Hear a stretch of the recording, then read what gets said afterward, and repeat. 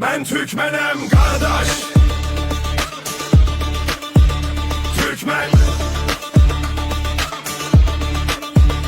Türkmen. Halep'te Can Nesimi, Çoban Bey'de kanayan yara, Münbiş'te Bozgeyik'te de Azezel'inde unutulan bir Türkmenem. Ben namusu için savaşan er, Kesep'te yüreği yanan yar, Bayır Bucak'ta ağlayan Ayşe bacı, diyardan diyara savrulan Türkmenem. Türkmen.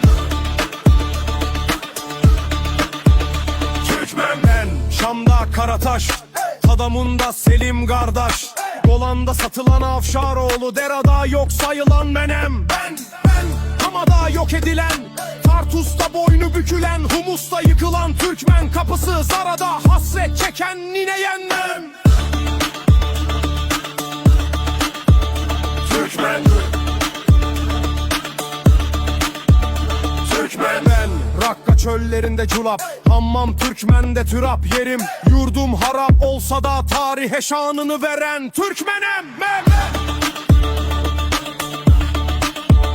Türkmen. Türkmen.